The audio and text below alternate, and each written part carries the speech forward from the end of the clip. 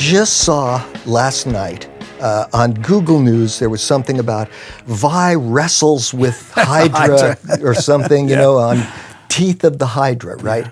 So you had this guitar designed, right? Yeah. And it's almost like I related to my drums. Yes, like I related to your drums too. You know, I mean, you know, you can accompany yourself in holes, and there's just so many things you can do. But to play the guitar, the rhythm guitar, have those sensitive strings, and then the bass as well. And then you played this piece of music. And I could not find any fault with this music or any lack of what you wanted to get across. Right, it was all there, you know? Well, it was really a beautiful piece. Thank you. And you know, an amazing statement, you know? Thank you. So, well, I did the same thing, I believe that you do, and tell me if you... Well, because you're a composer, right? You think... Right, you think... so like, we love chasing good ideas, right? We can't help it. Yep. You know, people that are creatives like that, it's almost like a zombie. Yeah. Idea, must do. But what about that? Must do, you know?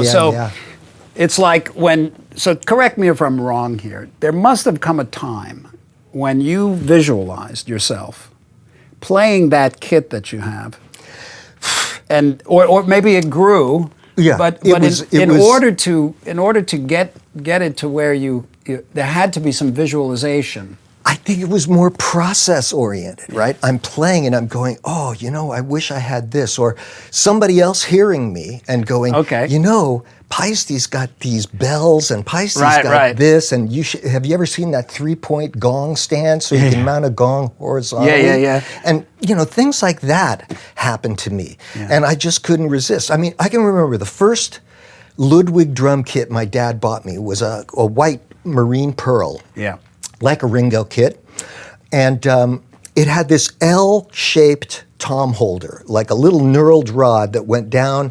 It was held this way so it could go that way, and blah, blah. And then the L came out, and you put the tom on the L, and you can tilt it and blah, blah. So I told my brother, could you make me a U-shape so I can add another tom there? And he did in Metal Shop. So my brother made me the first extension to my kit that was custom, you know, wasn't like so there was a desire to have another. So that's kind of how the Hydra came about. Yeah. It was just an enthusiastic desire. But it's also, too, you want to do this by yourself, right? You want to be able to encompass a bigger musical statement. Like for me, I love Joe Zawinul, right? So I hear his music, and you know, there's always this line of white noise, kind of random percussion instruments played by experts that are just really doing this wonderful, you know, kind of noise line. And then there's his, bass and whatever he's doing on the keyboards and stuff, his whole approach. So there's all that and more, you know. So he creates this whole musical statement, and I'm thinking, how can I do that on the drums, you know? How can I do that? You know, like Miles is the same way, you know? So when I got the piccolo toms, if you do a buzz roll on the piccolo toms, those melodies sound very much like a muted trumpet when Miles plays. And for me, you know, I'm just a beginner player of melody. But, you know, I go for Miles influence things if it's chromatic. I go for Joe influence things if it's pentatonic, or you know, the way he can use a major scale is not like other guys in jazz. You know, I mean, he's like very deep. So you know, that thing. So I can play maybe a melody on the toms and then a splash of bells, and that's like Damu Ramau or Manolo Badrena, you know, on the percussion. So, you know, and then the dry things and stuff, you know, in between to keep the time playing or you know, fill in a rhythmic roll in between these melodic lines that happen. So to me, that was like pretty much the goal, you know, and I still, But when I listen to your melodic lines, when you're doing those, that's just sort of in the moment. Absolutely. Connected. Yeah. Right.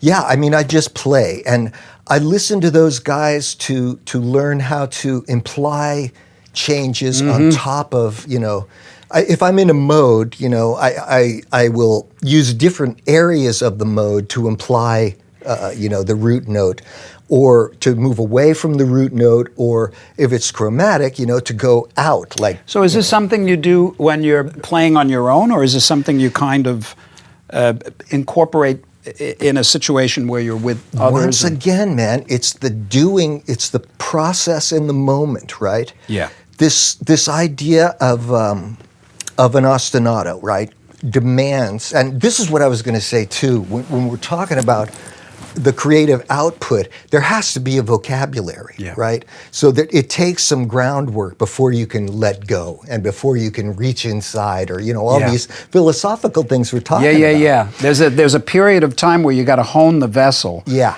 Where you have to get the mechanics, the academics. Exactly. And then you work on them until they are just there. Yeah. You become unconscious of them. Yes, like an ostinato is a repeated musical phrase. So let's say I get the idea. First, I have to be able to play that ostinato over and over without some part of my body cramping up. Right. So then you start doing the permutations of figures that are inherent to, if it's 16th notes or triplets, you run through all the permutations of one beat figures within the 16th or triplet realm.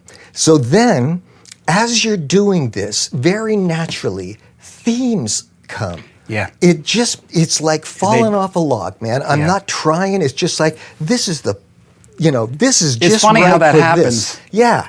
And so then you get a few themes and you're ready to go out and improvise because you've got, an A section and an accompaniment. Yeah. And then as I'm playing for people, things happen and I just go, oh, wow, I'm going to do that tomorrow night too. And so at the end of a tour, what was a one theme, one ostinato piece, can turn into very many different sections, I think the real inspiration in what you're saying for me is that what you paved the ground, you honed the footwork, right? You did the footwork, and then you left a space for it to just come, you weren't saying, oh, okay, Joe Zawinul is doing, so I got to do that.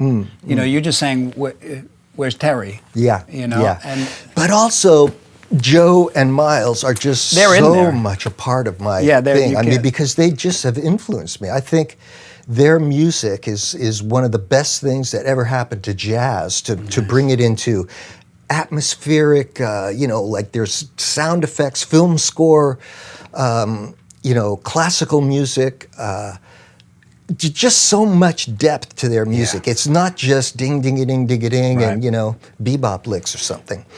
It's really free. And Joe Zawinul evidently, he's, I don't know if you've heard his earlier stuff, but he's brilliant. Like at times. With Ben Webster, for instance, who's got this guy, Ben Webster, man.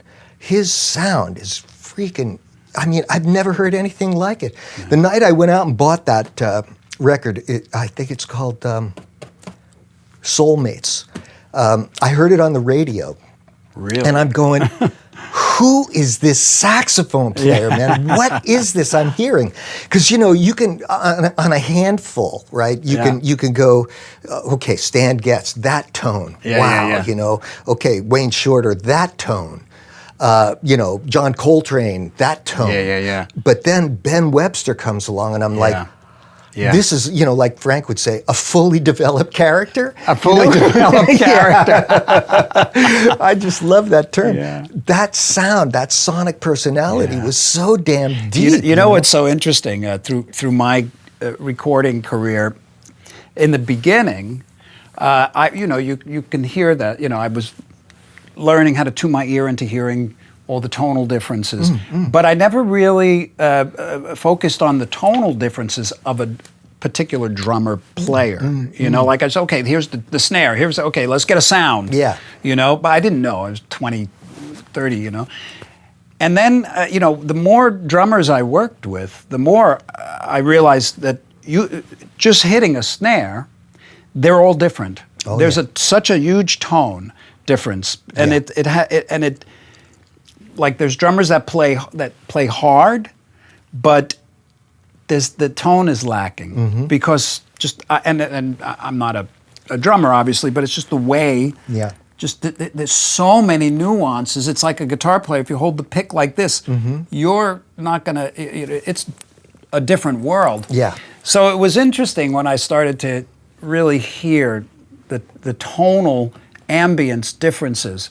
Of course, there's the timing and the sharpness. Like I think the first time it really dawned on me, I was having drum auditions some years ago, and Abe Laboriel Jr. was he just got out of like Berkeley or something. He's like 18 or something. Yeah. And I had finished the auditions, and he hopped the fence and came in. So I'm told. And I said, okay, let's try another guy. I didn't know, anything. And that boy hit his kick drum, and I thought, whoa. Yeah. It had this personality, this a zip code. You know what I mean? Yeah. And I said, oh. And then when we would play, I said, you can hear, he's got beautiful tone. Yeah. And then I started thinking, hearing all the drummers I've worked with, and they're not drummers, they're musicians that have everything flows into the sound. You can't hide. Yeah. You just can't hide when you pick up any instrument. Yeah. There's something about the way people pull a tone out of the drum. It's not so much, whether you're a soft hitter or a hard hitter. Yeah. That's part of music is dynamics, right? But there's something about like Chad, Chad has this like... Chad's got a round. Yeah. Very, yeah. And then of course his musical sensitivity is like par excellence, Yeah. I mean, he, like Patrick, will make me sound right when I'm wrong. And, you just can't put a price on guys like that. Yeah. They're beautiful. So, there is something about that. And when I think back, I've talked to Don about this millions of times, about in jazz, when it used to be ding, ding, a ding, ding, a ding, right? Every drummer had their way of playing ding, ding, ding, ding, ding, ding. There's 4 quarter notes there. That can't change, right? Yeah, right. So there's the of 2, right? Yeah. And the of 4. Yeah. Where that was placed on the grid, this way or that way, right. You could say that's Grady Tate, that's Elvin Jones, Exactly. that's Tony Williams, Yeah. That a sonic identity comes from just where they put that just one where note. they put it there. Yeah. There's so many dimensions. It's kind of like reminds me of golf or anything that requires just, and a lot of it just happens unconsciously because, like you say, and when I started to recognize the depth of the difference in all musicians, but for drummers it came late for me because I'm notes, and it took me a while, and then all of a sudden, of course I would say, well, this guy's time is a little, is dragging a bit, or it's not quite right. Yeah. But then when you start to really listen and work with various great drummers, that personality is in just that little yanda. Yeah. When yanda, and it permeates everything. Yeah. And that with the tone, just the way, it was a miracle for me when I realized that you don't just hit a drum. No, you're pulling it's tone infinite. out of it. You're pulling tone. It's a membrane that's vibrating, right? It's in a resonating chamber, which flavors it, and that's where plies and all that wood stuff. It's the way you hit it. Yeah, but the way you hit it, the way you set that membrane into motion, vibration, right? Into vibration. Same thing with the guitar. Yeah. I mean, Beck, Oh my God. Jesus, if what anybody's the a hell? master at that. Yeah, man. He's like, he doesn't play with a pick most of the time, I know. and no effects, and you're just hearing, what is this, And I'm looking at the amp, and it's like this tiny little, it's like half of a twin, right? It's got a reverb and a 10-inch speaker, and you're like, what the hell, man? And he's got like one pedal. Yeah. And if he turns it on, it's an event. Yeah, You know, and exactly. that's remarkable. But I mean, all the different Yeah. effects, and then how you use those, not like a brand, you know, this is an effect, folks, you know? Yeah. It's just like inherent in his phrasing, you know? He uses it as part of the melodic sentence. Yeah, You know, and yeah. it's remarkable. I remember is, when I man. was a kid. Yeah. And I got, you know, his first records, Blow by Blow. Oh, yeah. Was the new, I didn't think it was, even, I even got excited about hearing the toggle switch turn from one pickup to another. Oh, yeah. Because it meant he was crafting. Yeah. You know, Yeah. but that was the minute part of the crafting that. Dude, you know, and then his And you got to whammy play bar with playing, him, right? Oh, his I mean, whammy bar stuff. you His know, intonation is stunning. Yeah, It's crazy. It's just quantized, man. Yeah, How you know? It's like a musical saw player. You know, I know, How does he- right? How do you do it? I've done a couple of solos where I said, well, I'm just going to use harmonics. Yeah. You know, I'm just going to use, and the bar. Mm-hmm. Man, that's a big boy game. Yeah, That's yeah. like, it's a Jeff Beck game. Yeah. Because I've never heard him lose Well, character. Yeah, but you use a Floyd Rose, right? I use a Floyd. See, he doesn't. Yeah. He uses the old. Well, it's not a Fender. Floyd, it's something different, but Yeah, he just uses but, the old, yeah. You know, what is it? There's is there 4 or 5 springs on a Strat? in the- As many as, you know, Yeah, I think the most but you can get is 4. he takes 3, right? So the 2 outer ones are going like this, and the middle Yeah. one goes like that. Yeah. And you know, you really have a little more control, right? That way. Yeah. But when he does a major scale descending, dee dee dee dee dee, and then he goes dee dee dee dee dee, Yeah. and then changes it to minor, you know, you're like, wow, man, Yeah, that you know, is control. That is deep. It's deep control, both with the connection with the ear and the hand. It's Yeah. it's so subtle because Yeah. you can't even measure, you know, just what that one little bit of pressure. Yeah, yeah. It's And all then- ears. Yeah, his ears are phenomenal, and Yeah. he can go up somewhere over the pickups, and I don't know how he even finds this stuff, but with a glass thing, you know, Yeah, I have some he's of that. like way up here playing. It's a tune Tony wrote called "Angel's Footsteps." Yep. And it's just so up there. Yeah. Those notes are not on the guitar. The next not. stop 8 Yeah. inches Yeah, before, inches below. and he's up there, you know. Well, I'm trying to Yeah. remember the name of the song where he's mimicking a bird singing. That's on, I think it was maybe Commotion, Emotion and Commotion. But yeah, every now and then there's something on one of his records that it's sort of like a miniature game changer. Yeah, If yeah. you're interested in listening, Oh yeah. because it's subtle nuances that are so inspiring. He's always been that's Yeah. craftsman to the highest order. Yeah, man, he's something else. I must say, you know, credit where credit's due. I always said, at least the first time, you know, I'm standing in a room with him and he's playing there on this tiny little amp, and I'm going, where is this sound coming from? You know, Yeah. and it's like really deep, right? And I'm just looking at this guy going, okay, God just went, bing. Yeah. You will be a rock star. His hair's just that way, hair's right? just Guys have spent cases and millions of Yeah, dollars on you wake up in the hairspray. morning and his Yeah. hair is perfect. No, man. Yeah, that guy Perfect just looks weight, that way. perfect, Yeah. you know, it's like everything. born to everything be was a just guitar rock player. star. Yeah. Yeah. Fantastic. And he delivered to us very Yeah. well. So what are you working on these days now? So I haven't really had the urge to compose, and I haven't had the urge to do much drum stuff. You know, that's fine too. I think that's an important point to make, because you may get a lot of people asking you, what do I do when I'm in a rut? When I just don't have the motivation, or I just don't have the inspiration. And you got to be friendly with that, you know, Yeah. because what's the alternative? Yeah. You try to force yourself to do stuff, and if it doesn't have joy in it, the results aren't gonna.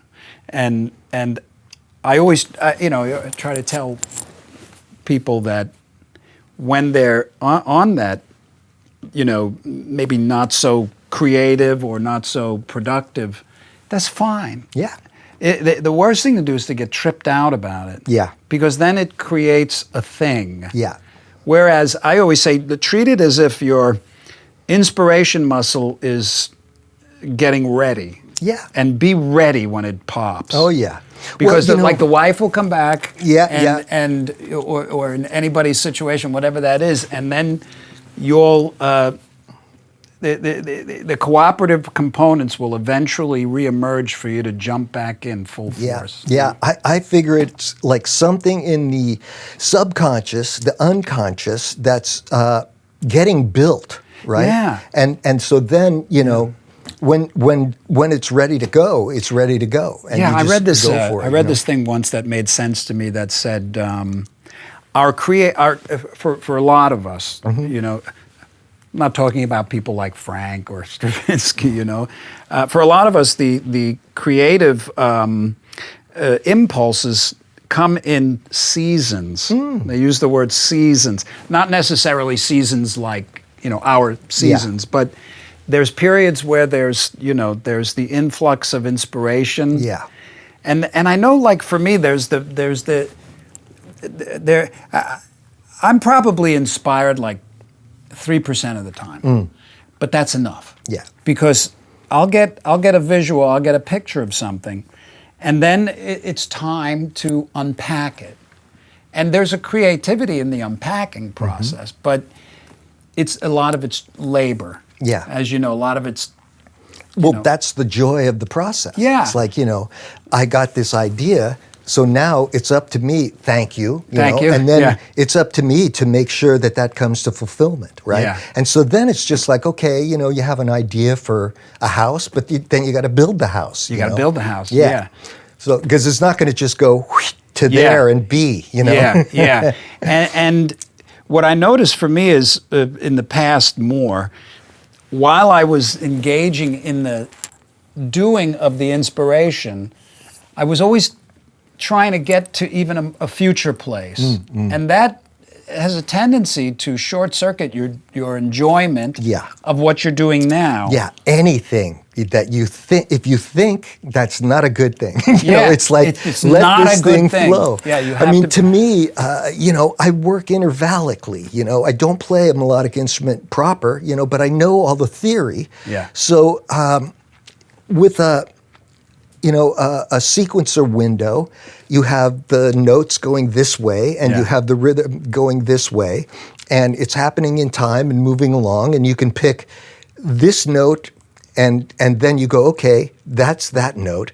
Now, intervallically, I want to go up a minor third, so, you know, you can count line, whatever it is, but I hear where I'm supposed to go. Yeah. And then I try and find that note and go there and put it in. And then what goes with those two notes, you know? Right. Well, here, you know, and it's very much like working a crossword puzzle, right? Yes. So I stopped doing crossword puzzles on planes, and I started composing more, you know? Oh, and so, you know, nice. it's like the same thing. You know, what goes with this? That makes I think the key thing there is what you said. You have something in front of you, and you know what you're looking for. So that's a conscientious looking. You know, now I know that for some people, I know for me at times, I didn't allow myself to look. I didn't think that there would be anything there. Yeah. I thought I needed to listen to something else and use that in my own kind of way. That's part of the process. It's part, and it is part of the process. Yeah. But and it's a valuable part because it helps build up the recognition of certain things. But there's that sweet spot of not knowing. Yeah. And allowing yourself to not know Yeah. and not have that be an issue at all. Yeah. Just because there's a anticipation, there's an expectation that something's going to come, and you're going to know if it's the right thing. And if the wrong thing comes, you know it, and it's fine. Yeah. And maybe to get to the right thing, you needed to see the wrong thing. So it's a trusting of instincts. It is.